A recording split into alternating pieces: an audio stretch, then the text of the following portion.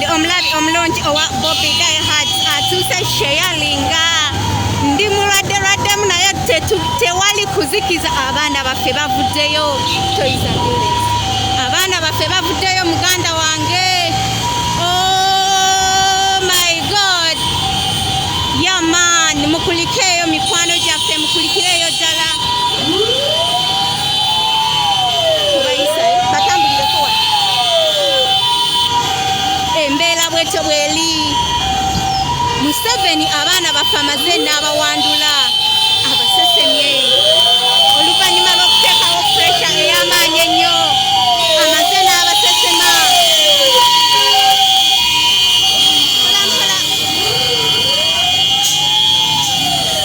Amaze n'abawandula muganda wange.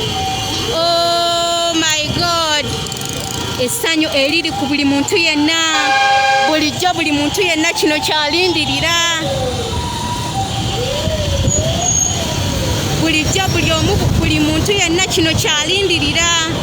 Abaana baffe abakwatibwa nga tebalina musango. Museveni musajja mubi nnyo, musajja mubi nnyo, tibuhabulwa. Yamaani embeera bweti bweri. Tuli mugenda Kamwokya tuva ku court martial. Ogenda kugira ku lubalama lwa violence court.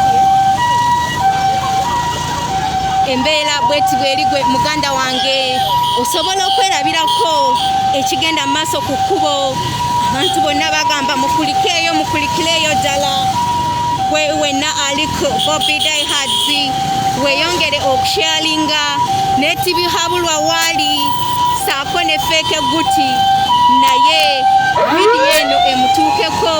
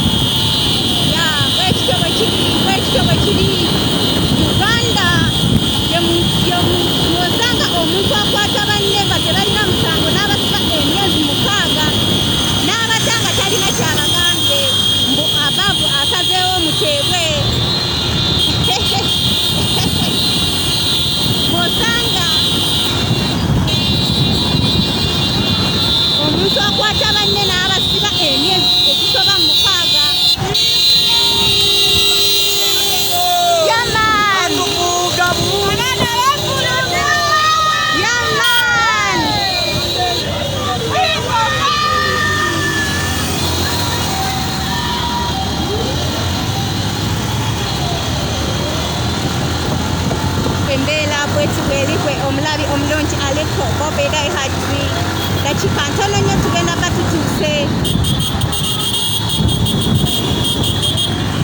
dakika ntono nnyo tugenda batutuuse Kamwokya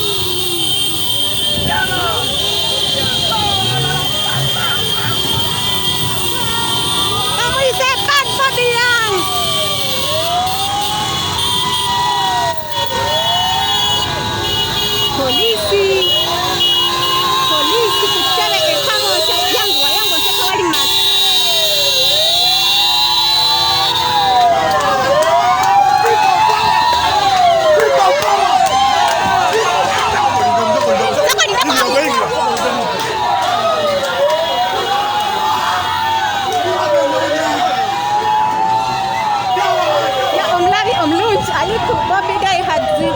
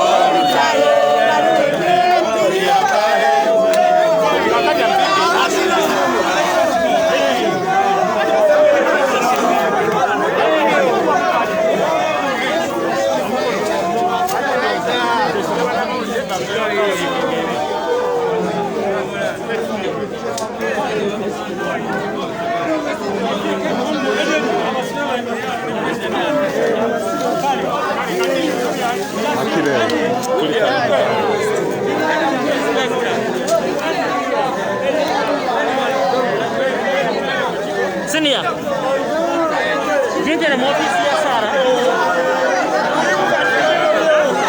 Kado. Badira.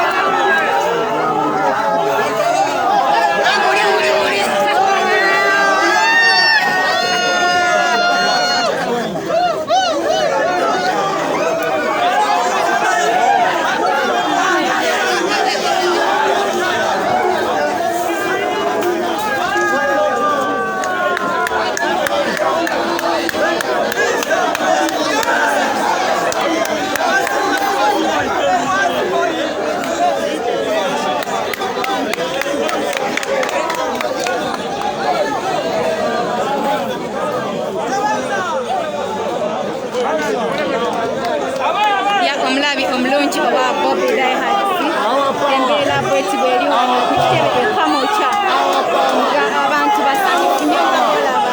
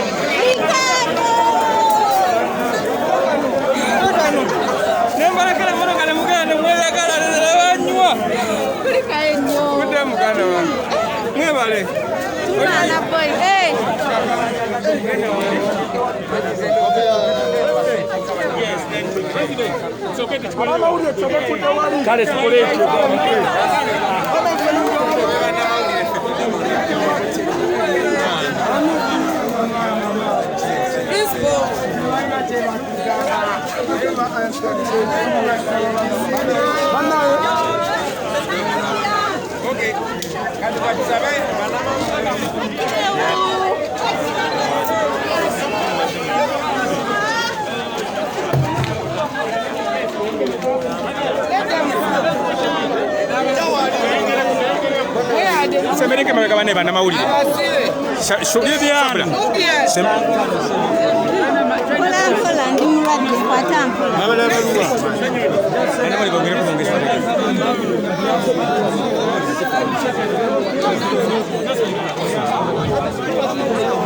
Okay.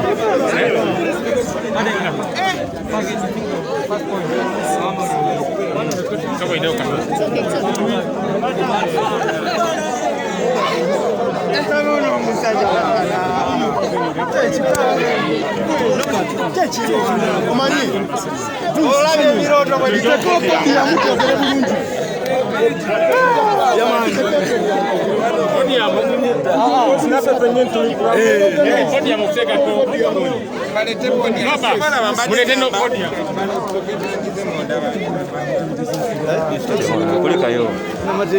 Omulabi omulungi owa Bobi Dayihadisi embeera bweti bweri wano ku kitebe e Kamwokya embeera bweti bweri gwe omulabi omulungi owa Bobi Dayihadisi essanyu lingi nnyo nga bwe mulaba ebintu bino we biri abantu bonna babatadde bonna abakwatibwa ekalangala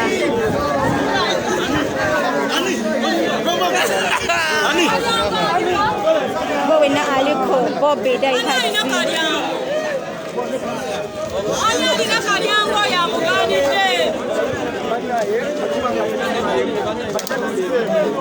bannamawulire mwefuge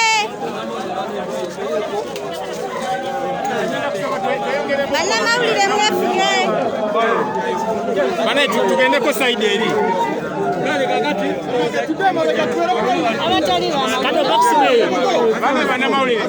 let's push a little bit. What are doing a podium, so it's better organized. Today one in.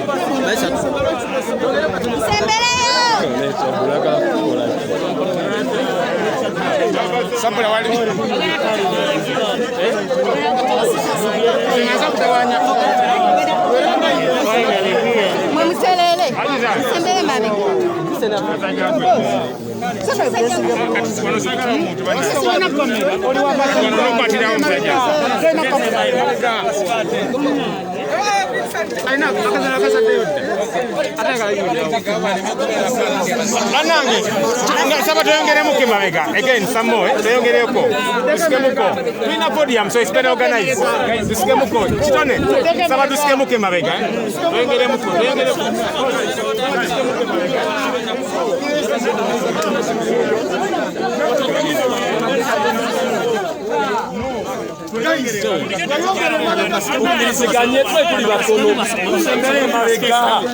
Just mudeli. Alright, people power. Our power. People power. Our power. People power. Banange mwenna bannayuganda bannaffe abali wano n'abali eyo ebunaayira twebaza Katonda nti nga tuli balamu tuzeemu okulabagana n'okukwatagana ne baganda baffe abaasibibwa. Twebaza Katonda nti banki endala oba gurupu endala ey'abaganda baffe bateereddwa. Yeno ebadde banki ey'abamu ku abo be baakwatira e Kalangala nga 3 omwezi gwa Desemba omwaka oguwedde nga tebalina musango, ne babatulugunya ne babakolako ebikolobero ne babasiba era nga bamaze mukomera emyezi egikunukiriza 6 nga tebalina musango. Twebaza Katonda naye okusingira ddala twebaza abantu bannayuganda mwenna abataddewo pressure, ebitongole ebirwanirira eddembe bannayuganda mwenna gye muli abataddewo pressure okulaba nga bano bannakyemalira batabaganda baffe. Tebaweddeeyo bwe twogerera wano bannayuganda bannaffe 10 bali makomera agamanyiddwa n'agatannaba kumanyirwa. Bwe twogerera wano wiiki ewedde basiba bannayuganda abalala abasukka 30 omuli bamachete n'abalala nga babakwata awatali musango. So newankubadde baganda baffe bano bavuddeyo, tetulekeddaawo era namwe temulekeraawo kubanja bannayuganda bannaffe abali makomera agamanyiddwa n'agatamanyiddwa nga basibwa awatali musango. Bano abantu abali wano bandibadde baliirwa n'okuliirwa, bandibadde bawaabira ne gavumenti eno eriwo mu bumenyi bw'amateeka olw'okubasiba n'okubatulugunya, naye ze ensonga tujja zoogerako gye bujja. Essaawa zino twagala kuliisaayo baganda baffe abakulemberwa Nubyandi, Edi Mutwe, Dan Magic, Bobi Yanga, Dogo City, Achirewo, Lukman Kampala, Ricardo Kalima n'abalala bangi. Basiba bannayuganda abatali nti beesimbye balina bye beesimbyeyo, basiba bannamawulire nga Ricardo, basiba abantu abatalina musango. Kirungi nnyo titubafunye olwaleero naye twongera okubanja baganda baffe abalala bangi nnyo. Kino tekikoleddwa kubanga abantu abatufugisa omudumu gw'emmundu bagoberera amateeka, no, kikoleddwa olwa pressure eteereddwawo mwenna. Twagala okwebaza abannaddiini mwenna mu madiini gammwe ag'enjawulo, naddala abakulembeze b'amadiini abataddewo pressure ababadde babanja abantu baffe. Twagala okwebaza famire zammwe abayimiridde naffe ne batafuuka kizibu ne batatusalira musango lw'abantu baabwe okusibwa, wabula ne bayimirira naffe era ne babanja abantu bammwe. Mwebale nnyo, mwebalire ddala. Ebisinga tujja byogerako, tugenda kubasinkana mwenna bannamawulire tubategeeze ekyekiddako. Twagala n'okugenda maaso bakubiriza okwewala obulwadde kubanga obulwadde gye buli, ate mumanyi nti sente nnyingi nnyo ezeewoleddwa nga beekwese mu kulwanyisa obulwadde ze zikozesebwa okunyigiriza abantu baffe n'obbatemula. So buli munnayuganda yeebereremu nga ye. Mwebale nnyo, mwebalire. Bobby, briefly in English. In English, fellow Ugandans here with us and those in the diaspora, those all over the world. Today is a monumental day. We thank God that we have met in person our brothers who were incarcerated. This is another batch of the many comrades that were arrested in Kalangala on the 30th of December last year. These people were tortured, beaten, humiliated for no reason whatsoever. They were later thrown in Chitalia prison where they've been languishing for close to 6 months with no crime whatsoever. We thank all Ugandans that have put pressure on this illegitimate dictatorship to release our people. We thank the religious leaders. We thank Ugandans from all walks of life that have constantly demanded for the release of these our people. In a very special way, we thank and salute our legal team. We thank Council Wameri and we pray for you because you're not feeling well. You are actually supposed to be airlifted out of the country because you're not in a good condition. But our legal team, we salute you. We can never thank you enough in words. We thank all Ugandans that put pressure to see that our brothers come from Chitalia. We are with them today. I want all Ugandans to remember that hundreds of Ugandans are still languishing in different prisons, gazetted and ungazetted, known and unknown, for no crime whatsoever. Their only crime is to be Ugandan and for demanding for better. We continue to demand for them, and we encourage all of you to demand for the Ugandans that are incarcerated for no crime whatsoever. This is just the beginning. Tebinaba kugwa.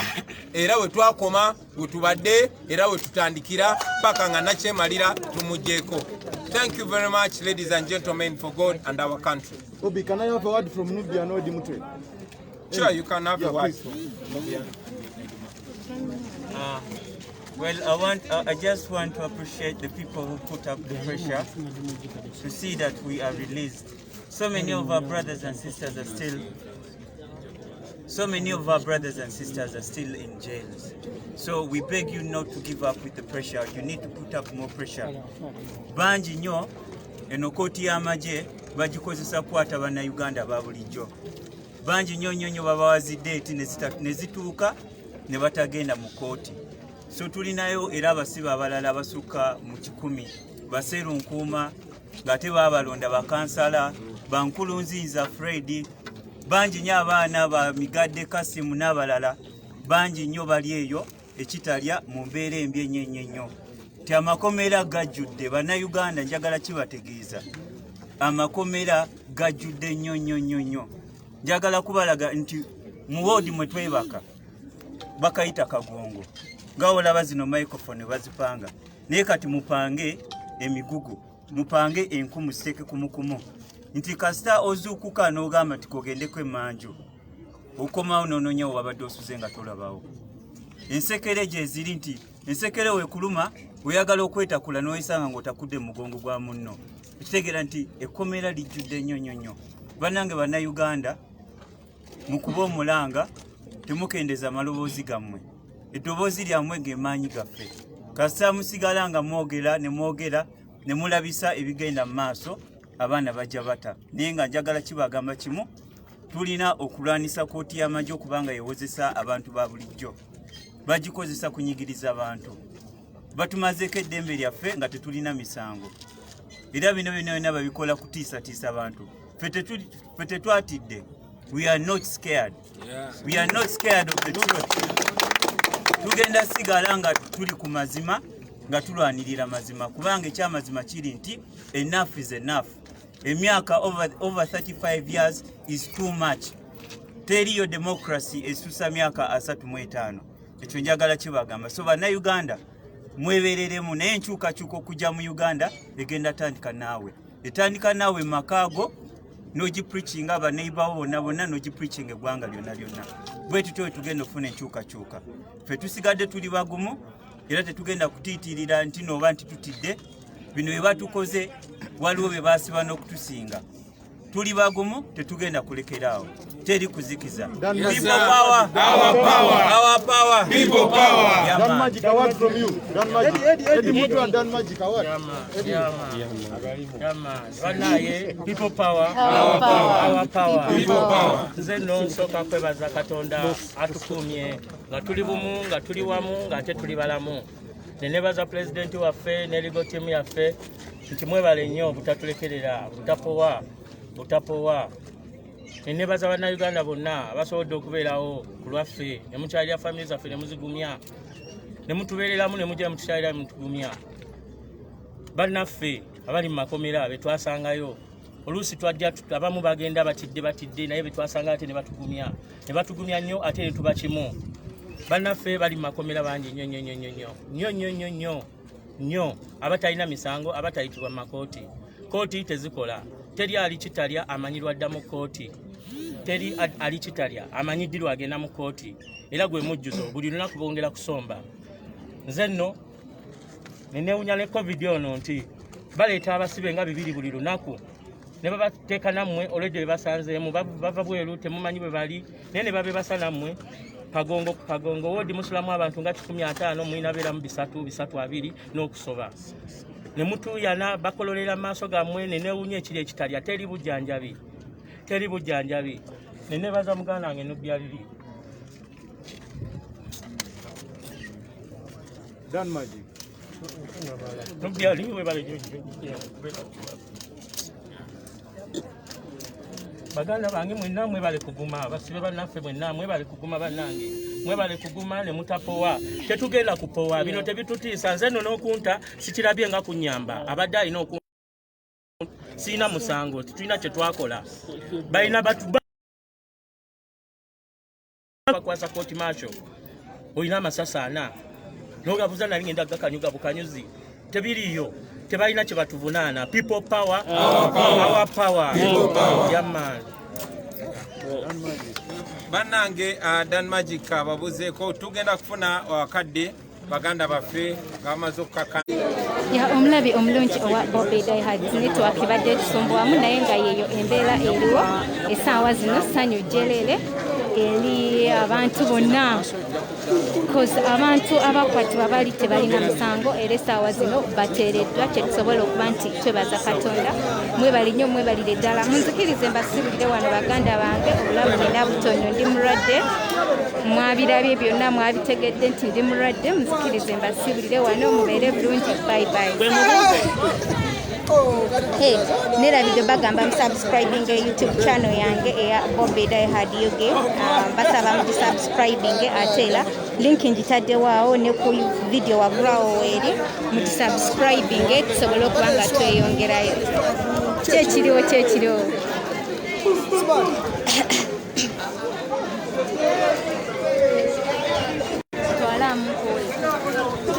Okay, wenali ku Bobi Dayhards oli ne mje shaking nze nkute nkwatiddemu omwana omuwala swabula obw'omukisa mwebale kubanga muli ku Shy Media manya ku Bobi Dayhards mwenna gye muli yonna swabula gyali abadde bulungimu naye kati mu mbeera nga bw'okitegeera nti abaana bazze n'addamu amaanyi mukozi akolera ddala n'amaanyi ndi ku Shy Media kwembanga nsoganyeza nze ndi ku Shy Media gendo like nge Shy Media nayo yemwe kulo mulimu nga guno gwo mulungi ali ku Bobi Dayhards naye nga kyekyo swabula w'omukisa yatera batwalamu nange mbatuttemu naye nga ajja mu ngeri ya style essaawa yonna genda gwali kuno like nge Shy Media era tukola omulimu gwe gumu nga guno abadde batagimanyi naye okolera ddala omulimu kati mukwatiddemu wano essaawa najja kuba akomawo ate abatwale naye nga mwebale kubeerako mwebale kusabira abantu bano mwebale kusabira baana mwebale kuba nti bavuddeyo naye ate mwongere okusabira n'abaana abalala mwongere okusabira abaana abalala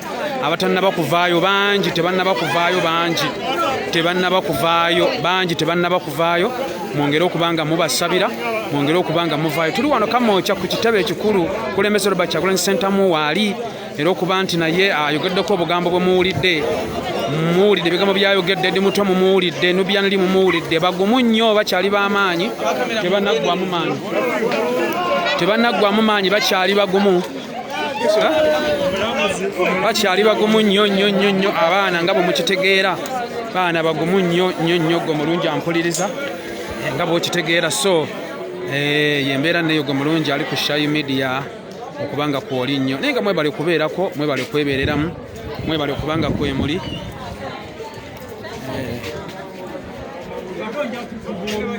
Bobi Dayhards yenkwatiddemu kati saawa zino swabula ow'omukisa gyali naye bambi bulwaddemu naye ng'ajja kubanga nga bw'okitegeera so yembeera nayo naye mwongere okusabira baana bangi bakyali mu kkomera bakyaliyo bangi twongere okuba nga tubasabira twongere okuba nga twebeereramu gwe mulungi ali ku Shy Media twagala kulaba ki kigenda mu maaso wano okulaba nga tutambula bulungi Pango omulabye baba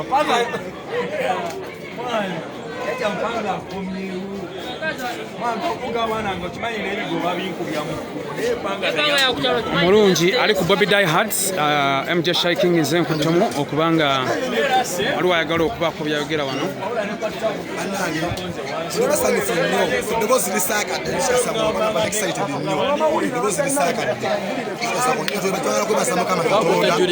sobodde okuuma abaana baffe kubanga bali balamu n'okuba tino essaawa eno baleese nga balungi bali bulungi nnyo tuli basanyufu nnyo eddoboozi lisaakadde bakama tebadde musanyufu nnyo naye ekituufu kino kitiibwa n'ettolero kiddeeri mukama w'amaanyi nnyo tulaba nti abaana bafudde abantu nga mwogedde ebigambo tebajja kuvaayo twagala okwebaza mukama katonda abakumi nga bakyali balamu ali kusaba gavumenti n'ababasibe bakwata tulina kumuwamba abaana baffe musiba abaana baffe bakoze musamula gumu mute abaana bonna abaana bonna bali ekitali bavudde balwaliddeyo tubasaba nga mutadde bano n'abalala mubate amanya n'eddoboozi sikadinze minisita yoyo nno message mugiwulidde bulungi mwali ku Bobi Diehards mu kaseera kano kennyini Swabula w'omukisa waali nnyo lwakuba badde akyawumuddemu katono nnyo naye ng'ajja kuba ajja essaawa yonna buli omu yenna ali ku Bobi Diehards naye ng'era anti obemanyi baganda baffe abannayuganda mwenna mukulu mumulabye naye mwali nnyo baana bangi basanyufu wano ogwo mulungi ali ku Bobi Diehards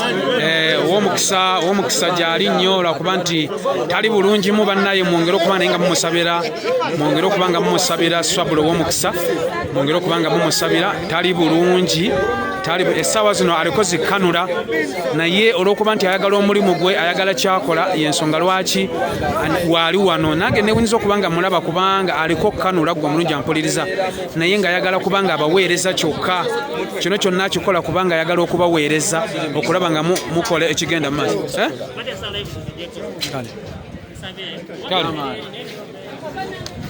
so kyekyo omulungi ali ku Bobi Diehards yembeera neeyo abaana gye bali bazze mu maanyi mangi so yembeera neeyo gwe mulungi ali ku Shy Media amanya nze ayogera nze MJ Shy King nze nkolera ku Shy Media wabanga lutabula talina era byatugamba jasi yatidde buti nalaba ensonga ezimu ng'alina otuteera enziga yaffe nabanga tuteera bakyali baffe ba Edimuto muli bakirewo badani magiki bobiyaniri bonna badogosite nabanga batuwadde naye ng'okutya kw'amaanyi byonna byazaakola jasi bibadde byeyoleka baganda baffe naye nga mukimanyi bulungi nnyo kino kigwa tetunabayimiriza era waba alowooza nti twatidde Pawulo ate era tugenda mulagako ekyokukola manye bumanyi bulungi nnyo nti abadde pulezidenti naye takyali pulezidenti bannayuganda mukimanyi bulungi nnyo nti ono omusajja takyali pulezidenti babulamu yeekera atta abantu atta bannayuganda abakola kye bateekeddwa okukola ate ng'abattira mu nsobi babula si kubattira mu nsobi yokka n'abanga abatta ayagala ono omusajja tumusobola gyonna gye muli sigala ng'otambulira ku mazima go oba ali aluwa oba ali ogimani Kamudiini Pakwaki Kiryandongo byonna beera ng'otambulira ku mazima go twintewo lyaffe twabagamba tujja lumbisa nalo tetunaabagambako ti pulaani B waliwo n'abagamba pulaani B eriwa naye nga tukyali ku pulaani A tetuvanga ku pulaani A baganda baffe naye nga mukimanyi bulungi nnyo okubatta abano abasajja jasiti bo bakyali embeera gye batambulirako tubavuga supiidi ate nga tubavugira mu labadaba style nga his excellence Robert Kyagulanyi Center President ow'ekkumi okubanga ffe gwe tukolaki gwe tutunuulidde ffe ng'abaana babawejjere bano abasajja batandise lockdown bagitaddewo lwakuba baagala kukinya bannayuganda naye nga mukimanyi bulungi nnyo abannayuganda bweyimidde ku mazima gammwe abaana babadde basoma babagagga agakanire banga esomesa abaana babawejjere nga tebasoma naye nga kino kiri ku okulembeze bufu naye nga tunaaba ne President Robert Kyagulanyi Center President ow'ekkumi buli kimu kiggwa bano baminisita bonna bataddeko kiraga nti akuba Buganda naye nga ate Buganda tagikuba takoma mugikuba kyokka wabula Buganda yakola kiki yali eteekeddwa okukola yeronda pulezidenti omutuufu naye nga mwebereremu nnyo baganda baffe kirabikira mu kamera naye nga leero jasi kabadde kasimu kubanga ate musazeeko nnyo bakyali naye nga kyekimu ali ku Bobi Diehards olunaku olwaleero MJ Shy King nze nkwatiddemu ow'omukisa Swabula naye nga nze nkolera ku Shy Media kwenkolera ku Shy Media kwenkolera era nga twagala kulira omukulu Kasalosius ye kyagenda okugamba eggwanga kikyagamba eggwanga olunaku olwaleero webale kubeera ku Bobi Diehards mukulu Swabula ow'omukisa mulwaddemu okusookera ddala omuntu ategera yenna asooka neyeebuuza ensonga yabakwasa naye nda leero omuntu neyeebuuza nti ensonga kubasinzidde okubata nga tebalina yadde musango naye ate yadde nga tujaguza nti babatadde naye ekyo kikyali kituuza abantu baffe abasoba mu 15 bali mu bitundu by'eggwanga ebyenjawulo bali mu makomera ge tumanyi bali mu safe houses bali ku buzinga bali ne mayumba mwe mulowooza nti abantu bakasula mu busuzi so nga mulimu baki bantu baffe bakwata ekiro n'emisana so tusaba